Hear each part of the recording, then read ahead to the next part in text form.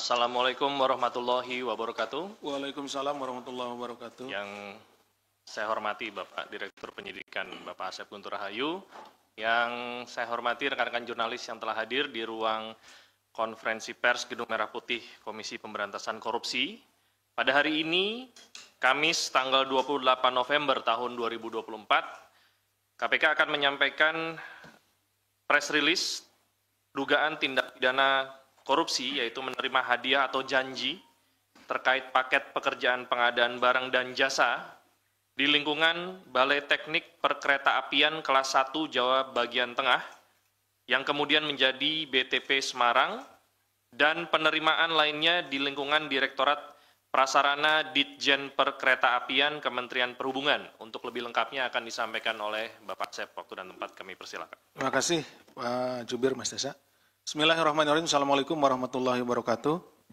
Selamat malam dan salam sejahtera bagi kita sekalian. Yang terhormat Mas Desa, Pak Jubir, yang saya hormati dan saya banggakan rekan-rekan jurnalis.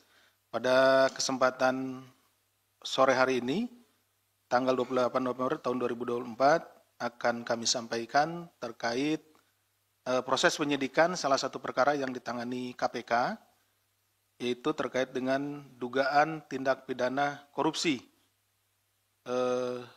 pada Dirjen Perkeretaapian yang dilakukan oleh tersangka Saudara H, tersangka Saudara EP, tersangka DM, dan tersangka BP.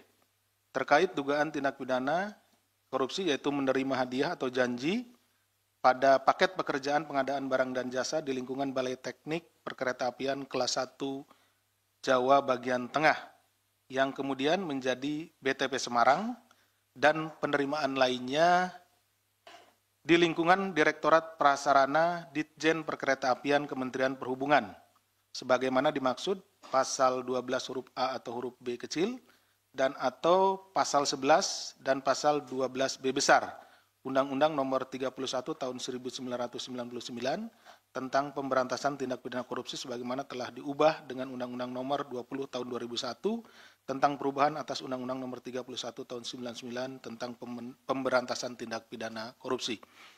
Bahwa untuk kepentingan penyidikan, KPK telah memeriksa para tersangka dan sejumlah saksi lainnya, serta telah melakukan penyitaan terhadap barang bukti yang terkait dengan perkara dimaksud.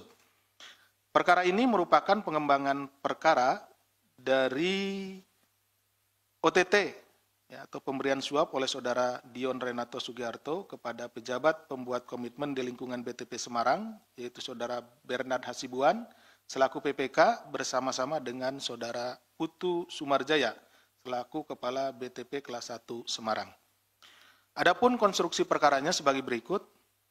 Tersangka H, bahwa tersangka H adalah Ketua Kelompok Kerja atau Pokja, pengadaan untuk paket peningkatan jalur kereta api R33, R54 kilometer 76 plus 400 sampai dengan 82 plus 000 antara Lampegan sampai dengan Cianjur, atau MYC tahun 2022 sampai dengan 2023. Bahwa tersangka H selain menjadi Pokja paket tersebut di atas, yang bersangkutan juga menjadi Pokja paket pekerjaan lainnya di Direktorat Jenderal Perkeretaapian seperti di Sulawesi Selatan, Jawa Tengah, dan Jawa Timur. Bahwa Saudara SPH selaku PPK telah divonis 4,5 tahun penjara oleh Majelis Hakim Pengadilan Tindak Pidana Korupsi pada Pengadilan Negeri Bandung. Saudara SPH juga dihukum membayar denda 300 juta subsidiar 6 bulan kurungan.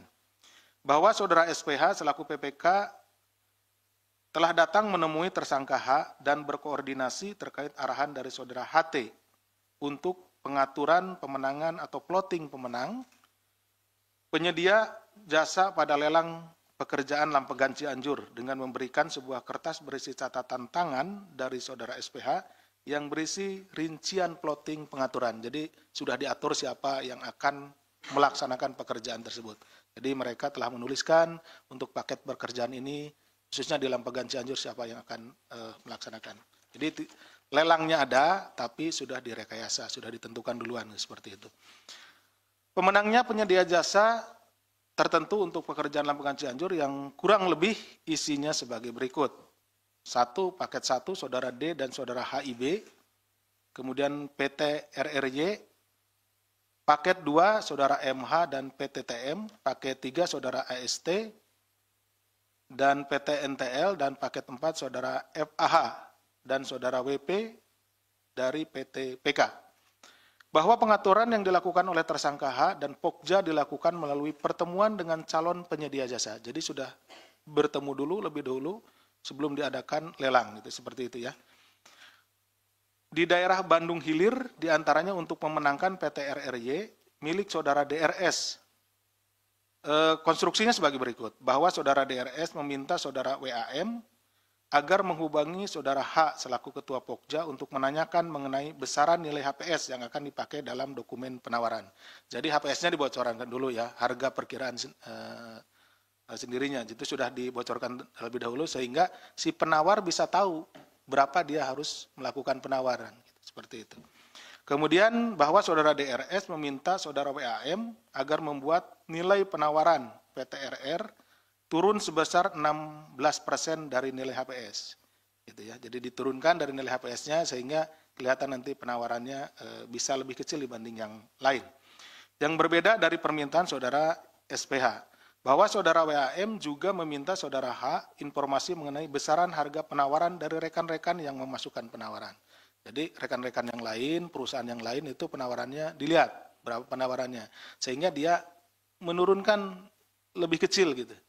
Karena istilahnya penawaran yang lebih kecil nanti kan yang akan disetujui. Bahwa Saudara WAM membuat 2 penawaran dengan besaran harga penawaran turun 20% dari HPS dan satunya lagi turun 16% dari nilai HPS sambil menunggu informasi bocoran harga penawaran rekanan lainnya dari Saudara H. Bahwa Saudara H menginformasikan jumlah penawaran yang masuk dalam proses lelang hingga nilai penawaran PT RR tetap di angka turun 16% dari nilai HPS.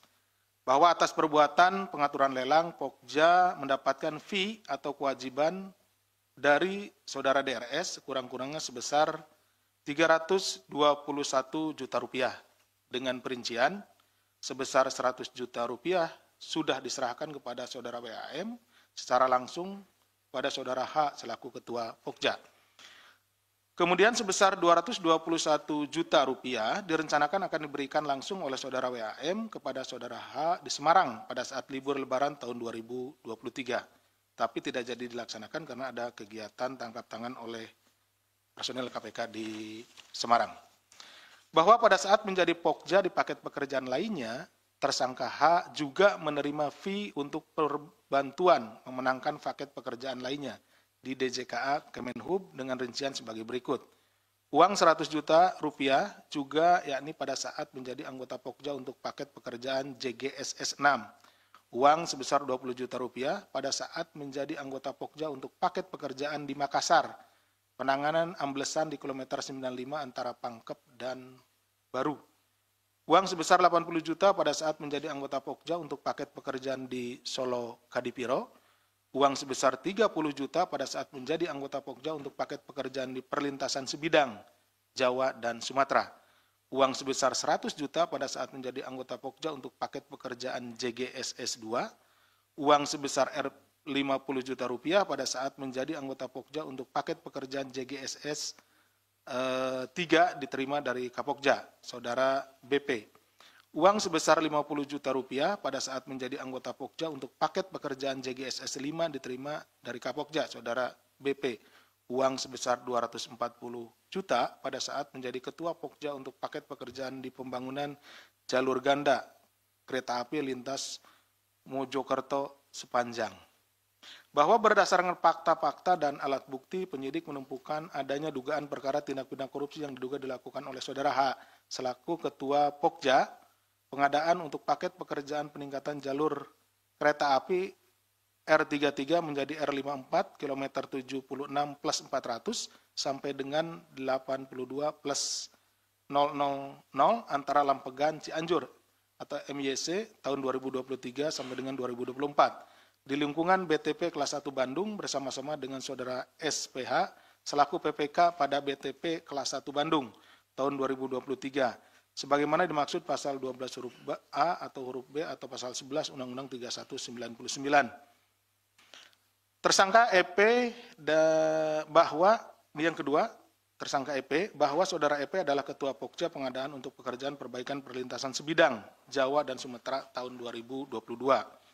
Bahwa saudara EP selain menjadi Pokja Pengadaan untuk Pekerjaan Perbaikan Perlintasan Sebidang di wilayah Jawa dan Sumatera tahun anggaran 2022 juga menjadi Pokja paket pekerjaan lainnya di Dirjen Perkeretaapian seperti di Sumatera, Sulawesi, Jawa Barat, Jawa Tengah, dan Jawa Timur. Bahwa yang menjadi PPK pengadaan untuk pekerjaan perbaikan perlintasan sebidang wilayah Jawa dan Sumatera adalah saudara FAD. Bahwa saudara FAD telah divonis, jadi ini telah lebih duluan ya rekan-rekan ditangani perkaranya, selama 4 tahun penjara dengan denda 200 juta, subsidiar kurungan 4 bulan pada perkara korupsi pekerjaan perbaikan perlintasan sebidang Jawa dan Sumatera tahun 2022. Bahwa saudara FAD yang memerintahkan kepada saudara EP untuk pekerjaan perbaikan perlintasan sebidang wilayah Jawa dan Sumatera tahun 2022 agar dimenangkan PT KA PM. Ya. Bahwa PT PM adalah anak perusahaan PT KAI yang mendapatkan paket pekerjaan perbaikan perlintasan sebidang wilayah Jawa dan Sumatera tahun 2022 pada saat saudara FAD menjadi PPK-nya. Bahwa saudara HAM, staf PPK, memberikan dokumen teknis persyaratan lelang. Nah ini jadi kalau ada kecurangan-kecurangan itu pasti ada dokumen-dokumen yang dibocorkan. Jadi ada HPS, kemudian ada dokumen teknis dan lain-lain yang dibocorkan gitu ya, supaya si yang akan ikut lelang ini sudah memiliki gambaran terkait misalkan besaran biayanya, besaran anggarannya, atau spesifikasi yang diminta seperti itu. Dokumen teknis persyaratan lelang, ada RKS dan RAB, HPS, dan lain-lain, kepada saudara YI, staf PT KAPM dan saudara HAM yang membantu menyusun dokumen lelang atas dasar jasa dari saudara HAM, kemudian menerima uang 100 juta rupiah dari saudara P di PT KAPM di salah satu rumah makan Konstring di daerah stasiun Gondangdia di Jakarta ya tempatnya. Bahwa saudara EP selaku Ketua Pokja meminta kepada saudara FAD untuk segera upload dokumen persiapan pengadaan untuk pekerjaan tersebut dan meminta tim Pokja melakukan evaluasi yang lebih mendetail terhadap dokumen penawaran dari PTBA karena saat itu PTBA berada di urutan pertama karena harga penawaran yang diajukan lebih rendah. Tadi kan saya sebutkan biasanya yang lebih rendah itu penawarannya bisa itulah yang diterima salah satunya. Dari PT KA PM sehingga selanjutnya tim Pokja menyatakan PTBA menjadi gugur pada tahap evaluasi penawaran teknis. Jadi ketika ada perusahaan lain yang misalkan lebih bagus penawaran dan lain-lain justru karena sudah ada konspirasi jadi digugurkan ya di sini digugurkan pada saat tahap evaluasi penawaran teknis gitu ya. Bahwa atas perbantuan pengaturan lelang Pokja perbaikan perlintasan sebidang wilayah Jawa dan Sumatera menerima imbalan dengan rincian uang 100 juta rupiah dari saudara HM dan uang sejumlah 40 juta dari saudara FAD. Bahwa pada saat menjadi Pokja di paket pekerjaan lainnya, saudara EV juga menerima fee untuk perbantuan memenangkan paket pekerjaan lainnya di DJKA Kemenhub dengan rincian sebagai berikut. 1. Atas pengaturan lelang JGSS menerima uang sejumlah 100 juta. Untuk pekerjaan amblesan di kilometer 95 antara Baru Takalasi MYC 2022-2023 menerima uang sejumlah 125 juta rupiah. Dan ketiga untuk memenangkan PT IFA pada pekerjaan pembangunan jalur ganda kereta api lintas selatan Jawa kilometer 37 plus 800 sampai dengan kilometer 40 plus 800 antara Mojokerto sampai dengan sepanjang lintas Surabaya Solo menerima uang senilai 60 juta rupiah. Bahwa berdasarkan fakta-fakta dan alat bukti, penyidik menemukan adanya dugaan tindak pidana yang dilakukan oleh tersangka Edi Purnomo EP selaku Ketua Kelompok Kerja pengadaan paket pekerjaan 6 perbaikan perlintasan sebidang wilayah Jakarta, Jawa dan Sumatera tahun 2022 dan kawan-kawan bersama saudara FAD dan lain-lain. Selaku PPK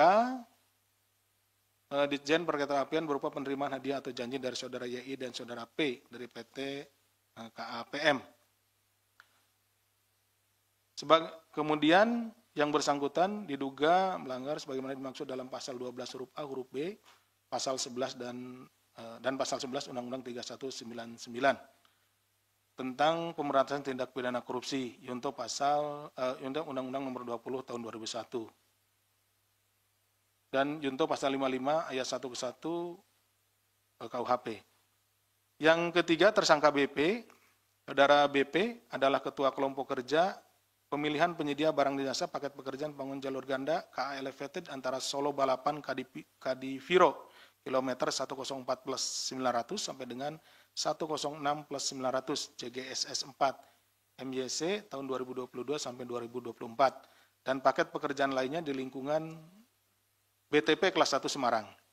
Bahwa pengaturan yang dilakukan oleh saudara BP dan Pokja pengadaan untuk memenangkan VT IPA milik saudara DRS pada paket pekerjaan pembangunan jalur ganda KA Elevated antara Solo Balapan Kadipiro kilometer 104 plus 900 sampai dengan kilometer 106 plus 900 JGSS 4 MJC tahun 2022 sampai dengan 2024 antara lain sebagai berikut.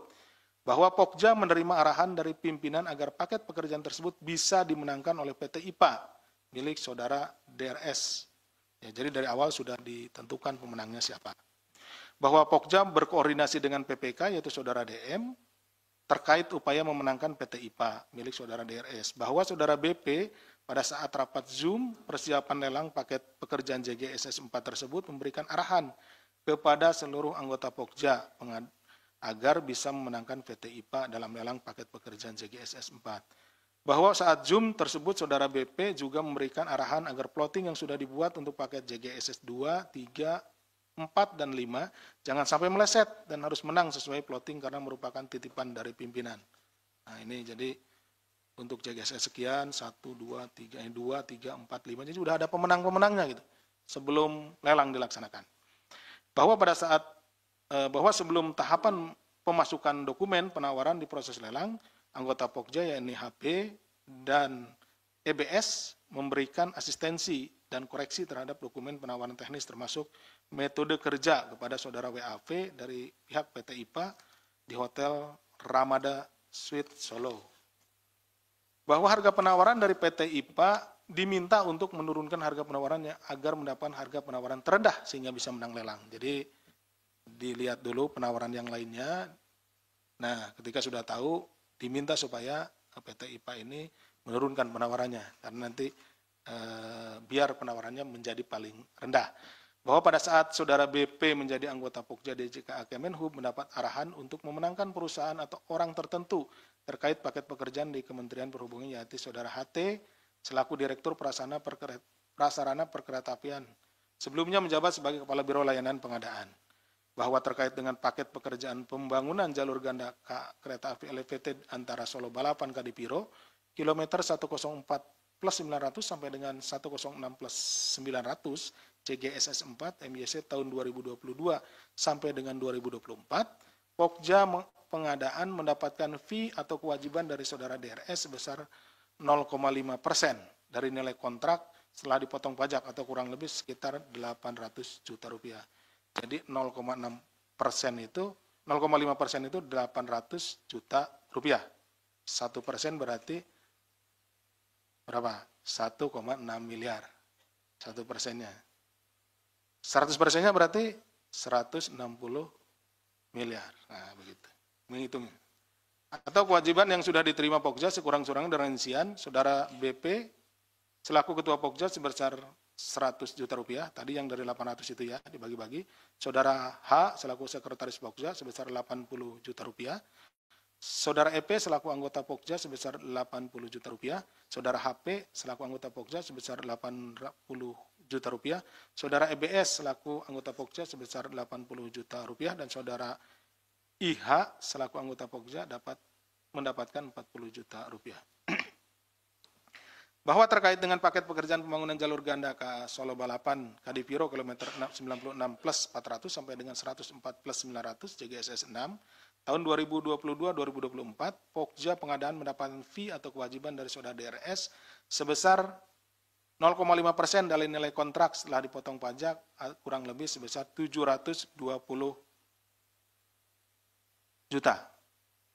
fee atau kewajiban yang sudah diterima Pokja sekurang-kurangnya dengan rincian antara lain saudara BP selaku anggota Pokja mendapat 100 juta rupiah.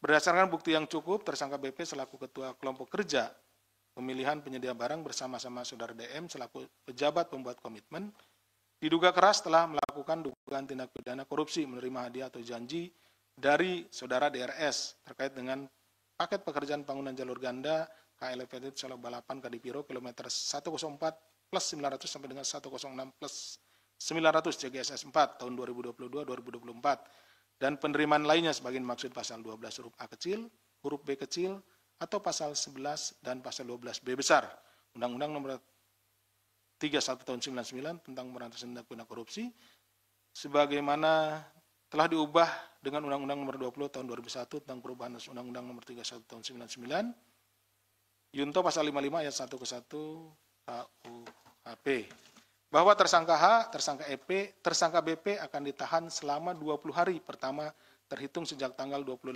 November 2024 hari ini, hari Kamis sampai dengan 17 Desember 2024 di Rutan Tahanan Negara Cabang Rutan dari Rutan Kelas 1 Jakarta Timur. Selesai, sekian yang bisa kami sampaikan. Terima kasih. Assalamualaikum warahmatullahi wabarakatuh. Waalaikumsalam warahmatullahi. Baik, rekan-rekan diberikan kesempatan untuk bertanya seputar perkara yang saat ini sedang disampaikan rilis ya. Tidak keluar dari itu dulu ya, silakan. Ini sudah berkali-kali perkara ini. Ada? Yang lain aja. Oh ya. Ya. Mas Yogi. Ini kan ada 4 ya yang ditambah tersangka baru ya, tapi yang Deki Martin atau DM ini kok nggak ada gitu. Terus di kasus ini kan berapa kali ya sudah berulang-ulang tadi Pak Asep juga bilang itu sampai Sekjen PDI juga diperiksa, kemudian Budi Karya juga diperiksa, tapi kok tiba-tiba hilang gitu loh. Apakah mereka sudah tidak bersalah atau Siapanya yang hilang? Maksudnya perkembangannya sudah enggak ada. Mungkin boleh dijelaskan lagi update-nya gitu. Lanjut. Mas Mario, silakan. Iya, ini kan yang saya menanyakan agak sedikit global aja kan. Bahwa kasus ini kan bahwa bagian dari pengembangan dari kasus Dion dan yang sudah duluan itu Dion CS ini. Nah kemudian saya lihat ini ada klaster-klaster yang belum sempat terselesaikan. Ya khususnya muncul beberapa nama kayak kemarin terhangat itu ada Hasto di Jawa Timur terkait di JKA. Sebelumnya di Sumut di Medan itu ada Lokot. Ya itu dari Demokrat. Nah sebelumnya juga dalam fakta persidangan itu disebut sejumlah nama para politisi. Nah, saya bicara soal klaster politisinya dulu lah dari 2 tadi ada Lokot, ada Hasto Kristianto.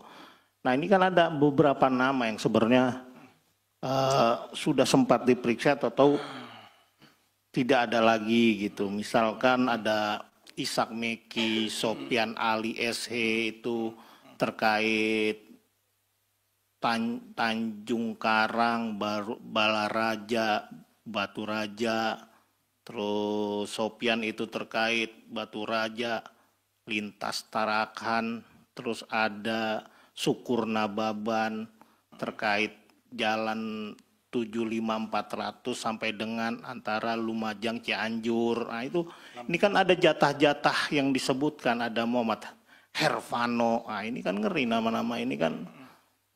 Terus juga ada beberapa dari Jawa Timur itu seperti Lasmi Indrayani, ada ya ini kan Novita Wijayanti, ada Sadar Stuti. Nah ini terus ada dari PDI Sri Rahayu, ada Ali Mufti, ada Sumail Abdullah, ada Sarance Bandoso Tandasik, ada Ishak Meki. Nah ini nama-nama ini kok nggak diproses gitu loh. Yang saya sebutkan tadi ini kan ada klaster dan kemudian sebelumnya ada klaster lain. Dalam fakta persidangan disebutkan bahwa jatah pengamanan BPK 1,5%. Ini anggota BPK-nya baru 1 yang tersangka. Ini kemana ini, yang lain kan berapa proyek nih. Cianjur ini, itu kan semua tanggung jawab yang diserahkan kepada PPK untuk menyediakan uang pengamanan kepada anggota BPK. Ya. Itu jelas di semua fakta persidangan itu disebutkan hal yang sama. Ya. Baik dari Dion, baik dari yang lain itu menyebutkan hal itu. Nah kemudian fakta yang agak lucunya itu sebelum di bulan Ramadan saya ingat itu. Saya dapat informasi sebenarnya Menteri Perhubungan Budi Karya itu kan diperiksa. Kok nggak nongol, alasan sakit. Terus sudah mau diperiksa, alasan lagi mau pilpres. Selesai pilpres katanya jangan gaduh, ada alasan pilkada. Sampai sekarang orang yang nggak jadi menteri nggak diperiksa-periksa. Ada fakta menarik di fakta persidangan terkait saudara menteri ini saat ada pembangunan jalur kereta api yang kebetulan pada saat itu juga bulan Ramadan. Pak Menteri ini bersama istri Bu Siti ini berkunjung ke Sukoharjo. Dan menemui salah satu PPK yang memerintahkan mengumpulkan para rekanan. Dan terjadi pertemuan antara Ibu Menteri ini dengan salah satu perwakilan yang masuk ke dalam mobil untuk menyerahkan sesuatu. Ini kan fakta persidangan kayak gitu. Si ibu ininya nggak pernah diperiksa kayaknya. Aman-aman aja. Nah, bagaimana fakta-fakta yang menarik ini bisa sesuai klaster ini bisa diproses. Ini kan agak cukup cukup menarik gitu loh. Ini baru sampai Jawa lah. Sumateranya masih dikit nih, baru Sumateranya bagian, belum nanti Sumsel, ada Sumut, ada Lokot di sana, belum sampai Makassar, belum sampai. Nah itu kan semua melibatkan BPK yang jelas, ini kan bocor semua ya diamankan di BPK. Ya artinya KPK juga punya kawan-kawan lantai 6 lah buat audit, juga tinggal stempel aja lah ke BPK RI. Ya saya rasa di sini dipertaruhkan menjadi kado yang manis untuk periode pimpinan bahwa ada kado tahun baru yang menarik, bagaimana KPK membuat gebrakan lah, jangan kalah sama gedung yang di sebelah yang agak bunder-bunder itu, bahwa di sini juga bisa mampu melakukan mengembalikan marwah KPK, ya terutama kan para politisi ini kan ada pokir-pokir mereka atau jatah-jatah dulu kayak kasus Damayanti itu kan ada tuh jatah-jatah itu yang disalurkan melalui ini. Ya kayak Syukur Nababan sudah 3 kali kok selesai gitu loh. Sadewo aja nggak pernah nongol tuh orang. Sadewo ini yang paling, bahkan informasi dari pengakuan saksi, Sadewo ini datengin ke proyek minta jatah, orang lagi ngebangun rel dia dateng loh. Gokil ini orang, maksudnya kayak gitu aja kok nggak bisa diperiksa gitu loh. Ya tolong tanggapannya untuk yang tadi saya bilang soal Ibu Menteri, soal klaster BPK, soal klaster politisi, tolong dituntaskan sebagai kado manis tahun baru kepemimpinan yang baru. Terima kasih. Kayaknya ini panjang banget. Butuh kado berarti Bang Mario ini. Mewakili beberapa orang ini kayaknya. Cukup 2 aja ya. Silakan. Baik, terima kasih Pak Jubir, Mas Yogi dan Mas Mario mewakili rekan-rekan sekalian. Dari Mas Yogi dulu, ini ada 4 tersangka, tapi kenapa di sini cuma 3 ya? Yang satu kemana? Yang satu sakit,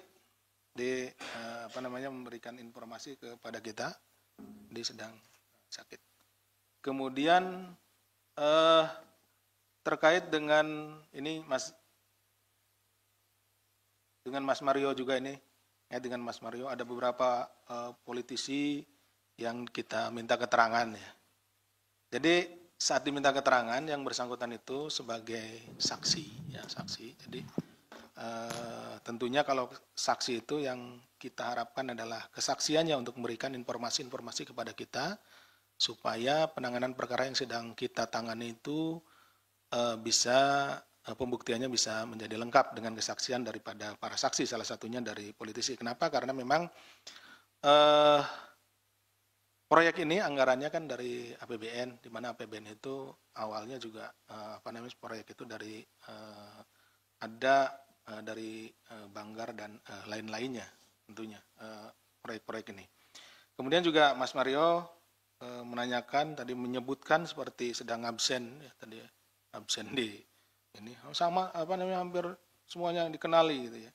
Betul Mas Mario, selain dari klaster pekerjaan ya, ada pekerjaan tadi kan ada yang di Solo, kemudian Sukoharjo, ada yang dari Cianjur, Lampegan, ada yang dari mana gitu ya. Kita juga berdasarkan mengklasterisasi berdasarkan pekerjaannya. Tadi ada yang PPK, ada yang KPA dan lain-lain. Seperti itu siapa PPK-nya. Memang ini akan memakan waktu yang cukup lama gitu ya. Termasuk juga tadi dari ditanyakan ada jatah 1% untuk pemeriksa gitu ya. Di mana kenapa cuma baru satu pemeriksa yang kita ajukan sebagai tersangka? Karena memang ternyata khusus untuk perkereta apian ini orangnya satu gitu. Jadi yang memeriksanya itu baik di pekerjaan di Jawa Tengah, Jawa Barat, Jawa ini cuma satu orang. Jadi dia numpuk gitu ya, seperti itu.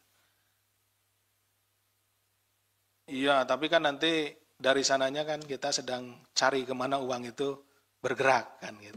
Boleh satu orang, tapi kan kita sedang cari.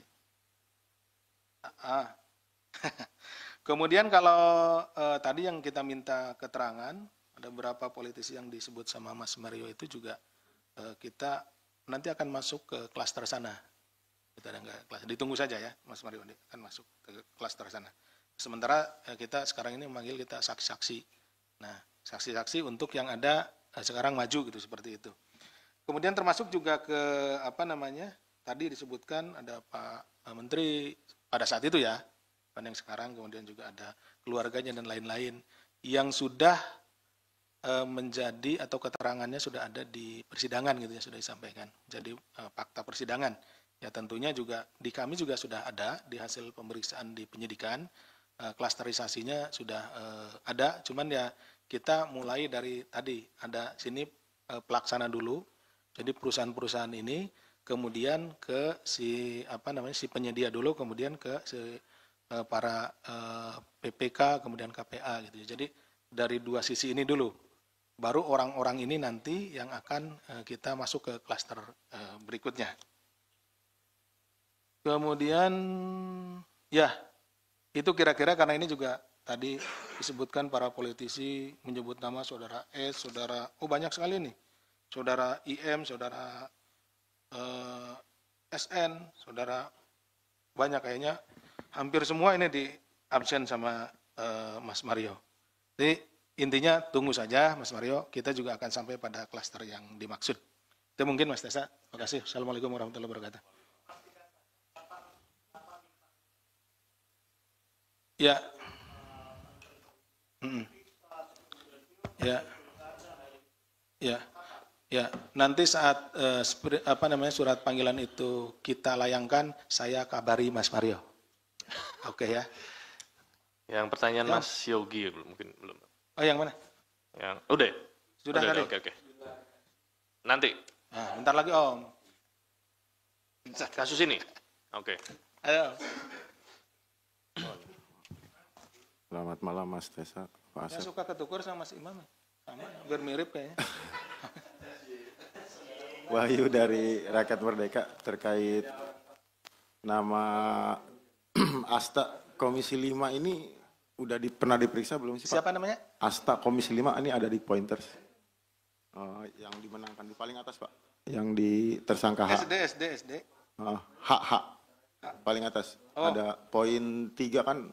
Paket 3 saudara AST, nama anggota Komisi 5. Itu catatannya Pak Harno, Pak HT itu ya. Itu siapa? Dan kedua. Di sini Om. Ya. Iya ini pointer. Sama Pak. Oh iya. Oke. Ya itu dimenangkannya untuk proyek berapa miliar ya Pak? Dan di paket itu kan lampegan ya. Dan kedua ini kan ada fee atau kewajiban kepada para tersangka ASN ini, terus menurunkan nilai pelelangan, otomatis kan keuntungannya sedikit. Ada pengurangan kualitas terhadap jalur itu nggak sih Pak? Kan di sini ada beberapa amblasan itu dampak dari pengurangan kualitas nggak di proyek-proyek tersebut? Itu aja Pak, makasih. Oke. Makasih Om atas pertanyaannya. Ini yang di halaman 2 ya. Nomor 3 ya. Paket 3 dari Saudara ST, nama anggota Komisi 5 DPR RI Dapil Jabar.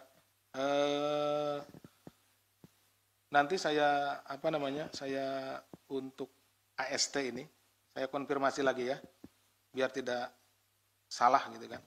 Ini apakah kapan kita memanggil yang bersangkutan dan apa hasilnya gitu. Oke, kemudian terkait dengan penurunan kualitas, tentu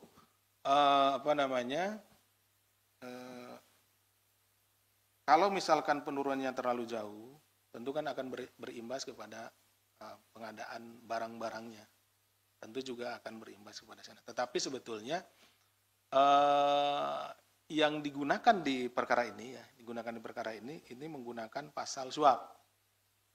Pasal suap, jadi berbeda ketika misalkan menggunakan pasal 2, pasal 3 ya, itu kita akan membuktikan secara keseluruhan proyeknya tersebut gitu. Termasuk nanti kualitasnya dan lain-lainnya. Tapi di perkara ini kita lebih kepada suapnya, pemberian. Jadi dia misalkan menurunkan nilai penawarannya 16% atau 20% dari harga perkiraan sendirinya, APS-nya itu. Nah itu nanti karena nyari yang paling kecil kan penawarannya gitu kan, seperti itu. Nah, berapa dia memberikan fee atau memberikan uang sogokan lah gitu ya, uang ini kepada para penyelenggara negara ini, di situ yang sesuai pasalnya gitu, pasal penyuapan. Jadi tidak membuktikan kerugian keuangan negaranya, kemudian kita harus mengecek berapa sebetulnya yang digunakan atau diterapkan di proyek tersebut. Memang kalau ingin lebih besar sebetulnya menggunakan pasal itu, pasal 2 dan pasal 3. Itu mungkin ya Mas. Kalau masalah penurunan tentu ada gitu, penurunan. Ini dari beberapa pengalaman kami menangani perkara dengan menggunakan pasal 2, pasal 3, sehingga kita harus menghitung. Misalkan menghitung jalan, seperti jalan yang ada di Riau. Mulai dari jalan itu panjangnya berapa, kemudian juga ketebalan aspal dan lain-lain. Itu biasanya diukur pengurangannya dari sana, dari pengurangan kualitas. Seperti itu. Nilainya akan lebih besar dibandingkan dengan hanya sekedar sogokannya aja gitu. Karena suapnya ini merupakan bagian dari mengambil dari uang tersebut. Misalkan kalau anggarannya 10 digunakan untuk suap dulu, misalkan 2 sisa 8. Dari 8 itu dia juga kan harus dapat keuntungan. Itu kan makanya dia ngambil lagi. Mungkin dia ngambil 2 lagi, tinggal 6. Nah 6 ini untuk keperluan lain-lain misalkan, nah dia ngambil lagi 1 misalkan, dibagi-bagi. Sisalah 5 inilah yang ditempelkan kan. Belum kalau di subkontrakan, si perusahaan subkon itu ngambil keuntungan lagi misalnya 1, ya tinggal 4 lah gitu yang seperti itu. Ya pasti ada penurunan kualitas di sana. Itu mungkin yang bisa kami sampaikan. Mas Nesa. Oke, terima kasih. Untuk pertanyaan seputar perkara ini kita cukupkan, dan untuk tersangkanya bisa menunggu di sini, Pak. Duduk dulu, nanti begitu konversi selesai baru nanti. Oke. Silakan.